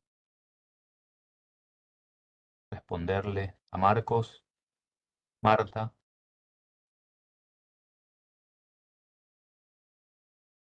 A ver, yo tengo algunas preguntas y algunas reflexiones. La primera pregunta es saber si entrevistaron también a los disidentes del mileísmo, es decir, a los chicos que creyeron y después se decepcionaron, para ver ahí las causas de esa disidencia. Eso me parecería interesante para consolidar un poco el grupo que sí lo sigue, ¿no? Segundo, me parece confuso el esquema tomado solamente en la etapa de la campaña. Me parece que habría que mirar también qué pasa después cuando llega al poder. Y hay un montón de contradicciones que se producen por el solo hecho de estar en el lugar que él mismo cuestiona, que es el Estado. Y tercero, me parece que acá hay que trabajar un poco más, con más detalle, con más análisis, el concepto de Estado. Porque mi impresión es que mi ley apunta a un Estado plataforma, que no exista más que como una plataforma que tiene contacto directo con la gente. Y él al mismo tiempo está ejerciendo un Estado que no es así. Entonces no puede manejar esas dos diferencias. Y aparte me parece que el Estado liberal no es lo mismo que el Estado libertario. Entonces ahí me parece que hay que profundizar el análisis para ver cuáles son los conceptos de Estado que están jugando.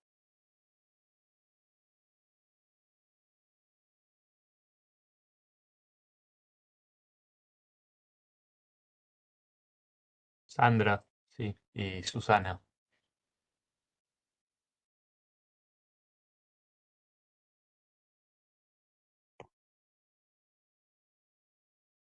Sandra, ¿estás? ¿Levantaste la mano?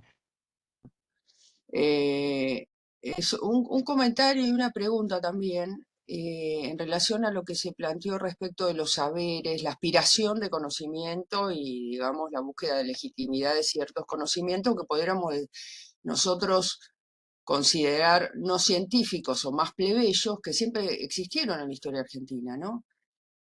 Inevitablemente se me ocurrió repensar el auge que tuvieron ciertos libros considerados no del canon científico, de revisionismo, ¿no? De Jauretche en adelante, por nombrar algunos, que tuvieron una amplia, digamos, amplios lectores cuando uno ve las cifras de venta de esos libros y bueno, que captaron un público importante que generó identidades políticas, ¿no?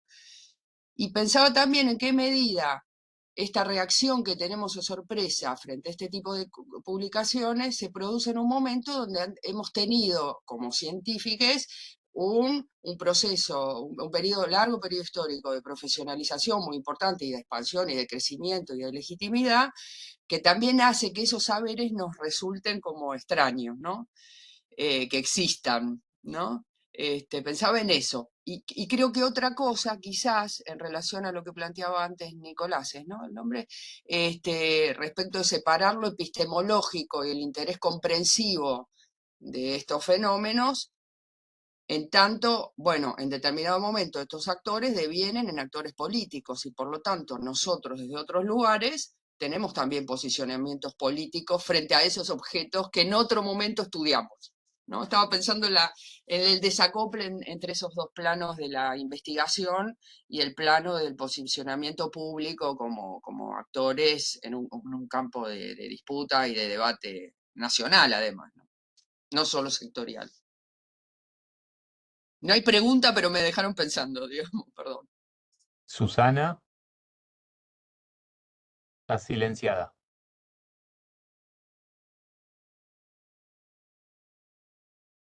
Disculpen, buenos días.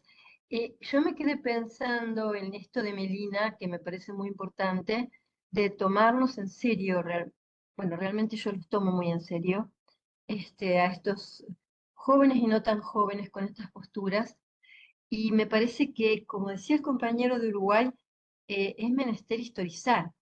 Esto, historizar largamente, yo diría ya en términos de larga duración. Si te vas a 1922, el texto de Walter Lippmann, La opinión pública, o el de 28 de Luis Vernet, que era el sobrino de Freud y abuelo del dueño o el inventor de Netflix, hay toda una estructura, solo para hablar de la propaganda, ¿no? De la invención de la propaganda, pero hay toda una cantidad de estrategias y de tácticas que se han trazado para construir, yo diría, el gobierno de las masas, ¿no? Y el gobierno de las masas en el sentido que decía Bernet, haciendo que cada uno creyendo, hacerle creer a cada uno que decide por sí mismo, y al mismo tiempo cada uno cree que decide por sí mismo, sin embargo perdón, esto no es conspirativo, lo dijo Bernet, yo no estoy repitiendo de memoria, hacer que cada uno creyendo que decide por sí mismo, obedece, él decía, a un gobierno invisible. Y esto, bueno, esto tiene cantidad de cuestiones que no se pueden desarrollar aquí, pero personalmente, mira, yo en el 2004, en el 2005, trabajé 2 años enteros en la calle con gente de distintas edades, Melina, pero sobre todo con jóvenes. Y me aparecía muy fuertemente un sintagma que era terrible, ¿no? Es decir, la pregunta era otra. La pregunta, bueno, no viene a cuento. La pregunta era la misma, pero que tenía que ver con el caso Bloomberg y después el caso Cromañón. Y la respuesta que encontraba muy a menudo era la siguiente, hay desorden, hay orden, que vengan los militares, ¿no? Que vengan que vuelvan los militares. Que bueno, que no tiene tanto que ver con el yo, porque con lo que ustedes estaban planteando, hay los tres, las tres personas que hablaron, hay un centramiento en el yo fuertemente, ¿no? Pero lo que quiero decir con esto, y tal vez estoy siendo muy confusa, es que esta es perdón, no soy conspirativa, simplemente analizo procesos de larga duración. Y en los procesos de larga duración yo encuentro estrategias claras de gobierno de las masas que provienen de distintos lugares, no voy a decir ahora cuáles, pero los hay, y que tienden fundamentalmente al gobierno de las emociones, a intervenir sobre las emociones, y a partir de la intervención sobre las emociones, la construcción de valores. el concepto de revolución cultural no es de este año. El concepto es de 1938, el concepto de revolución cultural. Está en las actas del coloquio Lippmann que ahora se pueden conseguir.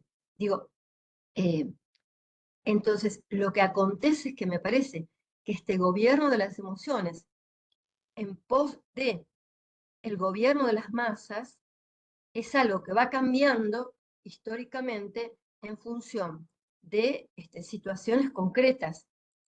Pero digo, en ese sentido, coincido con Melina, no es que no puedo contestar ni preguntar, simplemente coincidir con esto de que hay que tomarlos en serio. Aquí hay una verdadera mutación histórica donde hay unas grillas culturales que tal vez son diversas, muy diversas, a las que había, qué sé yo, en la década de 1940, 1960, 1970. Y esto bueno, no es sorprendente, tiene que ver con un montón de otras variables que no vamos a mencionar aquí. Pero bueno, yo me lo tomaría muy, muy en serio, realmente en serio, porque esto es una construcción, y es una construcción que no es que viene de arriba, en el sentido tradicional de arriba, sino donde la inteligencia que tuvo la derecha y que tiene la derecha es en haber construido una revolución cultural que no viene de arriba hacia abajo, sino que viene desde distintos lugares de una manera profundamente rizomática. Y al ser profundamente rizomática, afecta a distintos grupos, pero como decía Lucía al comienzo, Lucía decía hablaba al comienzo de una especie de algo que se ve y algo que se oculta, algo que está en la apariencia, algo que está como no mostrado del todo. Bueno, esto también hay que vincularlo. Tal vez es muy confuso todo lo que dije, pero lo que pasa es que las preguntas, los temas que plantearon los tres me parecieron, bueno, me interpelaban muchísimo en un proceso que entiendo que en términos de blog y de la escuela de anales es un proceso de no de blog, sería de Brodel, es un proceso de larga duración ya, que, insisto, tiene manifestaciones diversas. Nada más. Perdón si me extendí. Bueno, una última, Santiago.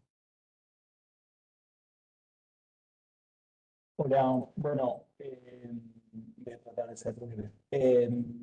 Primero, varias de las cosas enganchan un poco con lo que estaba diciendo recién Susana, pero primero me parece súper importante valorar el esfuerzo que hacen tanto Lucía y Nico como Melina para tomarse en serio estos sujetos, por no construir rápidamente una forma de deslegitimarlos y deslegitimar sus sistemas de creencias y las formas de estructurar sus discursos. Pero me surgió una pregunta, pero también en un trabajo que estamos haciendo con dos colegas, con Estefanía Martinovsky y Matías Estefano. También estamos viendo los usos de la ciencia en algunos influencers antigénero y vemos justamente esto, que hay una ambivalencia, que no es un discurso necesariamente anticientífico, sino que a veces hago uso de algunos elementos de la ciencia, otras veces no. Es como una característica de varios de estos actores es poder ser extremadamente ambivalentes ante muchos fenómenos. Me interesaba esta idea que planteaba Nico de el individuo como campo de legitimación, como una forma lo individual como un espacio de legitimación. Y me preguntaba cómo se construye esa idea, ¿no es cierto? Porque, y ahí me parece que mm, por ahí un poco tiene que ver un sesgo con el campo que nosotros estamos haciendo, pero me parece que ahí los jóvenes son un espacio que habilita esa construcción individual que justamente que propicia un campo de interacción colectiva, pero que al mismo tiempo parece como individual. Entonces habilita justamente esa posibilidad de construir colectivamente al individuo como campo de legitimación. Quería preguntarles un poco cómo ven ustedes es un poco el papel y la influencia de las redes. Melina hablaba recién de la circulación de los libros, también eso es como un espacio de interacción, pero que me parece que constantemente se vuelve a potenciar por las redes, ¿no es cierto? Aparece un libro, pero aparecen 2 o 3 videos explicando el libro, divulgando el libro, y de vuelta me parece que tomando lo que decía recién Susana, que las redes son ese espacio rizomático y más caótico que permite que surja este movimiento que no sea top-down, ¿no es cierto?, sino que va surgiendo desde abajo, ¿no es cierto?, o por lo menos retomando cosas que surgen rizomáticamente desde abajo. Bueno, dejo por ahí para no. Bueno, pasemos a las respuestas porque quedan 15 minutos. Agrego la pregunta de Helmut que puso acá en el chat para Lucía y Nicolás. ¿Qué creen que aporta este tipo de investigación a las ciencias sociales en un sentido más duro y que desafían a lo que se viene haciendo hoy desde las ciencias sociales? Bueno, ¿quién quiere tomar la palabra?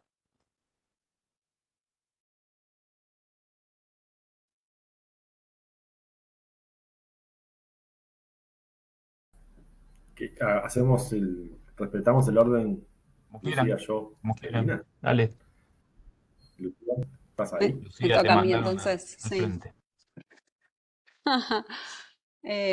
Muchísimas gracias por todos los comentarios. Es una conversación verdaderamente muy enriquecedora. Coincido plenamente con la necesidad de historizar estos procesos a largo plazo. Nada de esto es totalmente nuevo. Tendrá algunas modalidades un poco más contemporáneas, pero ciertamente son cuestiones que venimos viendo por lo menos a lo largo del siglo XX, me animaría a decir.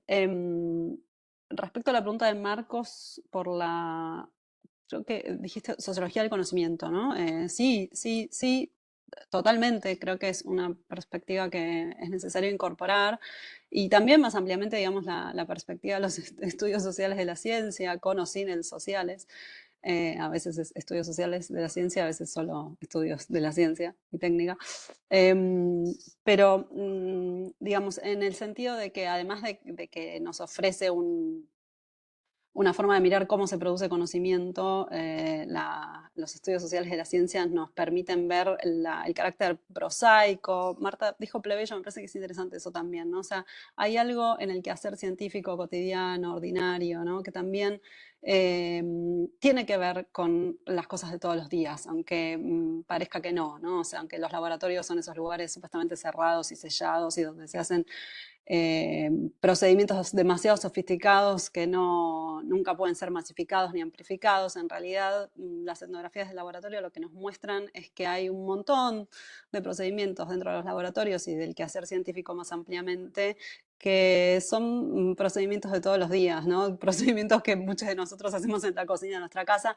Desde luego, esto no es para decir que no hay profundísimas discontinuidades entre el quehacer científico y otros ámbitos del quehacer social. Esto, por supuesto, también está súper estudiado y dicho, y hay algo en los laboratorios que produce efectivamente, que logra producir un hecho científico a través de actividades muchas veces bastante prosaicas y plebeyas, ¿no? Pero me parece que así como destacamos que el hecho científico es algo distinto en su cualidad, en su producción, en su forma de hacer, esas continuidades y esos vasos comunicantes con lo que hacemos todos los días, me parece que es muy importante de poder dar cuenta, ¿no? Sobre todo prestando atención a eso que se ha dado en llamar por ahí las materialidades, las practicalidades, ¿no? Los dispositivos de todos los días, ¿no? Porque me parece que son esos vasos comunicantes también los que permiten masificar ciertos procedimientos científicos, darlos a conocer por fuera de los laboratorios, ¿no? Que sean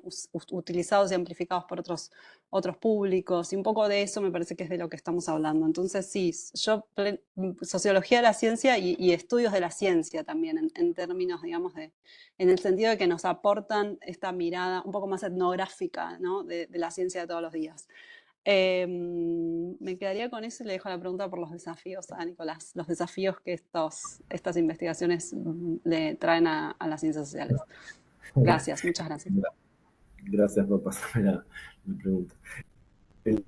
Bueno, trato de ir rápido porque tenemos poco tiempo, pero me gusta el concepto de sociología del conocimiento, me gusta el que decía Marcos, me gusta la idea de sociología del conocimiento, como el concepto general que incluye ahí adentro un montón de cuestiones, creencias, modo de producción de eficacia, religión, ciencia.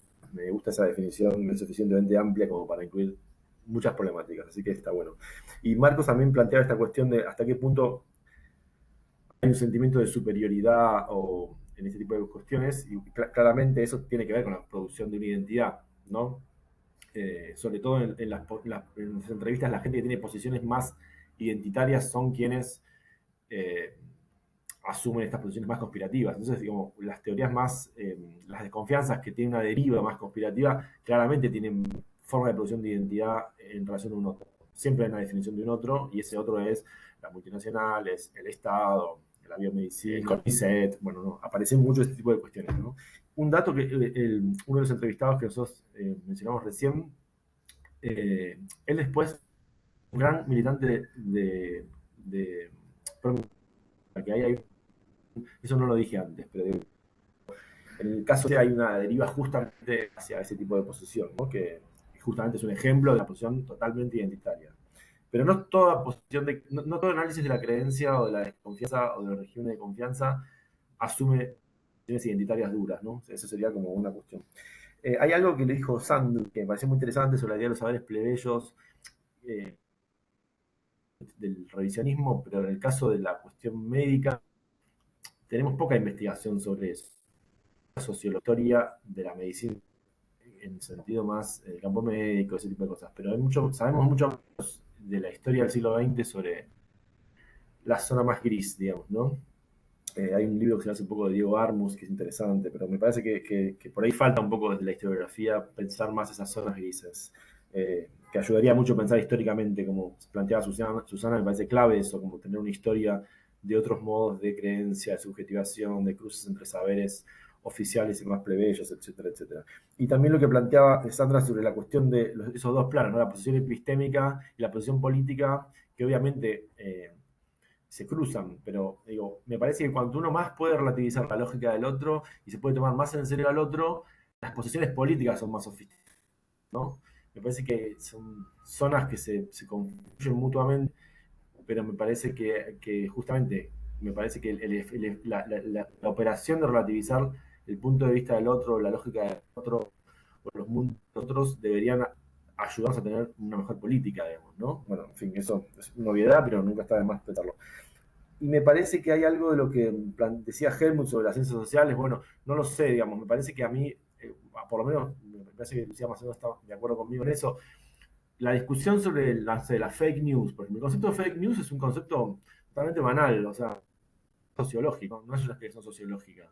Y buena parte de las teorías sobre irracionalismo, fake news, me parece que desde la sociología, o las ciencias sociales en general, tenemos mucho para intervenir sobre eso. Y ahí hay una intervención sobre este tipo de cuestiones que es muy importante hacer, ¿no? Me parece que ahí hay una discusión, un aporte de las ciencias sociales en ese sentido, digamos, en una discusión pública que tiene que ver con ese tipo de interpretaciones sobre las fake news, o el irracionalismo, etcétera, etcétera.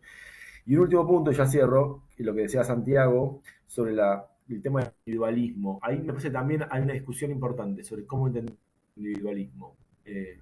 Individualismo, hay muchas posiciones en la sociología y en las ciencias en general de qué es el individualismo. Como en general se lo suele pensar como falta de lo social. Es como, hay individualismo porque no hay relación social. Y justamente como decía Santiago recién, me parece que hay que al revés. O sea, necesitamos muchas relaciones sociales para producir individuos. Me parece más interesante la idea de modo de subjetivación, las nociones de la ciencia, la teoría antropológica y sociológica tiene mucho para decir sobre eso, pero me parece que a veces tenemos esa idea de que el individualismo es donde no hay sociedad. Y por ahí tenemos una definición muy poco heurística de qué es sociedad y qué es individuo, y eso es una discusión que hay que dar, me parece. Pero bueno, lo dejo ahí. Así le doy la palabra a Melina. Gracias por todo. preguntas y tal. Bueno, también agradezco el interés y los comentarios, los aportes. Coincido mucho en la necesidad de historizar algunos de estos fenómenos.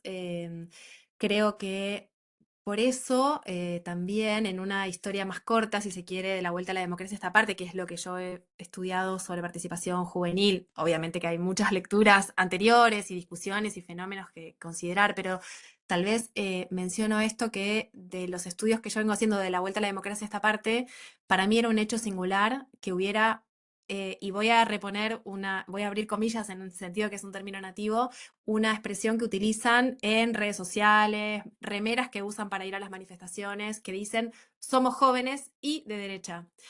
Como desafiando los supuestos, inclusive dentro de nuestro campo de estudios. Y ahí yo hago también, digamos, a veces las coyunturas nos invitan a repensar qué temas estudiamos o cómo los hemos estudiado. Y yo creo que en el campo de estudios de juventudes, la pregunta por las derechas ha estado subestimada frente a otras experiencias organizativas. Nos parecía que si sos joven y militás, es obvio que militás por un proyecto progresista, ¿no? Bueno, me sorprende que a veces nos tengamos que enfrentar a desafíos intelectuales, académicos y de revisar nuestro propio campo a través de estas consignas un poco petardistas de somos jóvenes y de derecha, como si nos estuvieran hablando nosotros. Y también el cambio en la valoración social, insisto, de la vuelta a la democracia esta parte, en el uso de la categoría derecha como una categoría afirmativa y como una categoría de orgullo en términos públicos, porque, digo, las derechas tuvieron que lidiar con argumentos, con estrategias ad hoc para decir que eran de derecha, pero eran eficientistas, que creían en la buena gestión del Estado, que eran de derecha pero democrática. Entonces, que digan lisa y llanamente somos de derecha, ahí me parece que hay un elemento interesante para pensar. Y bueno, repongo, digamos, el 10 de diciembre del año pasado, cumpliéndose 40 años la vuelta a la democracia, asumiendo Javier Milei. Digo, hay algo ahí que es distópico y que obviamente invita a historizar, a pensar estos procesos, a pensar cómo hemos pensado desde los distintos campos estos procesos y qué pasa para que esto sea posible, ¿no? Y creo que el carácter rizomático y desde abajo no solo es importante en el sentido de tomar en serio a las personas, sino que hace estas dinámicas, y no solo en este contexto, sino en general, mucho más durables, ¿no? Que las razones que construyen esos sujetos para afirmarse en una idea de mérito, en una idea de que pedalear o de ser trabajador de aplicaciones es algo que les hace sentido a su propia vida, hace de esto algo mucho más perdurable que diría un gobierno o una figura con la que pueden establecer relaciones de afinidad, de simpatía o de odio. De hecho, como preguntaba antes Marta, muchos se van, ¿no? Y quería relatar la experiencia de dos mujeres que fueron influencers muy importantes. Una es Gloria Álvarez y otra es Antonella Martí, que las entrevistamos con Caro Espataro, que estamos trabajando con haciendo entrevistas con estas mujeres que estuvieron en torno al mileísmo. Ellas alimentaron los debates muy fuertemente y son dos expulsadas, o dos, digamos, Gloria Álvarez es guatemalteca, pero es una de las influencers que construyó diálogos que circularon en toda América Latina en torno a estas llamadas nuevas derechas. Las dos terminaron eyectadas, ¿no?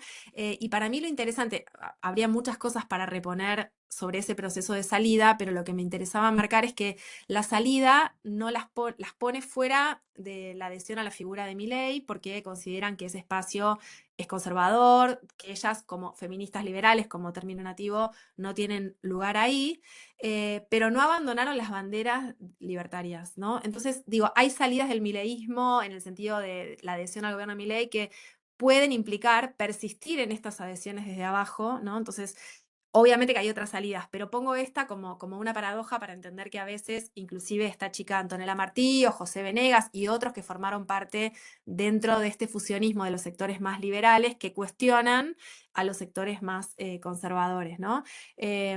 Bueno, y obviamente que hay otras salidas que además ahora, como son gobierno, tienen que ver con otros problemas, ¿no? Por ejemplo, las ideas de las traiciones, de, por ejemplo, digamos, este año se dio el pasaje del Frente de Partidos La Libertad Avanza al Partido Único La Libertad Avanza. Esto trajo un nivel de conflictos que ya no tiene que ver con las ideas en las que creen, en las ideas en las que se reconocen, sino con las típicas lógicas de la puja partidaria, ¿no? Y empiezan a aparecer acusaciones como quiénes son traidores, la idea de que, bueno, en definitiva, bueno, ¿qué implica convertirse en parte de la gestión del gobierno?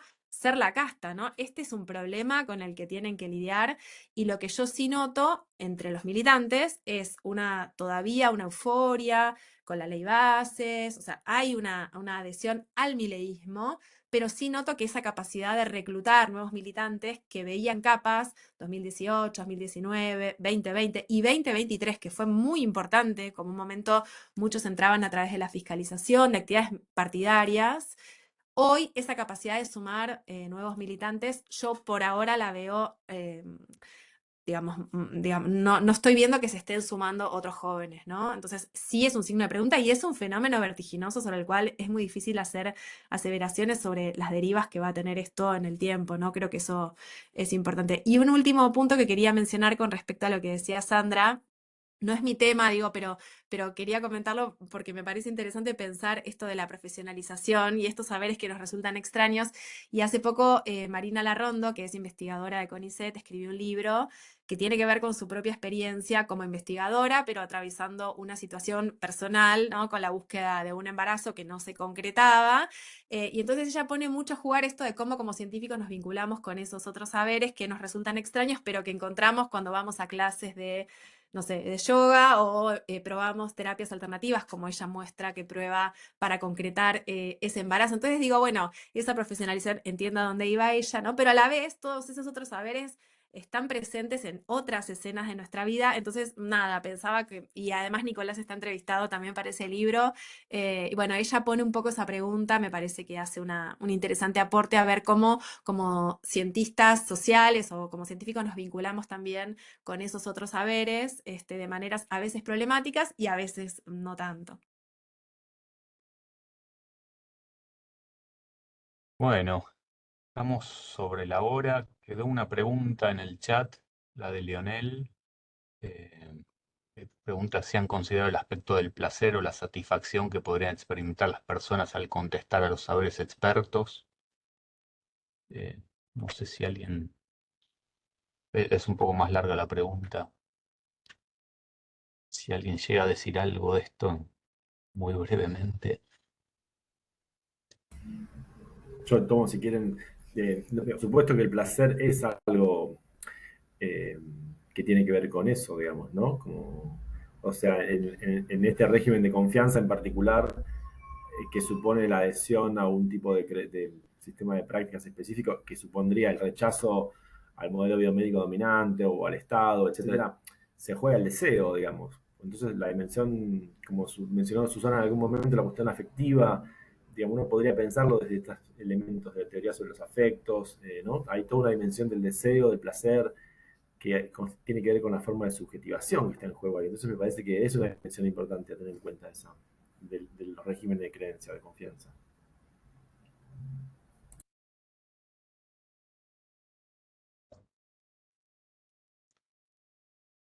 Bueno, me parece que ya estamos en hora, hay gente que se tiene que ir. Eh, Quiero agradecer mucho a Lucía, a Melina y a Nicolás por las presentaciones y por haber participado del desayuno. Nos veremos en el próximo, tal vez el mes que viene, lo estamos pensando. Simplemente, bueno, creo que ha sido muy interesante lo que se discutió. Nos vamos con muchas preguntas. Seguiremos hablando en los pasillos seguramente. Y bueno, un aplauso y felicitaciones. Gracias.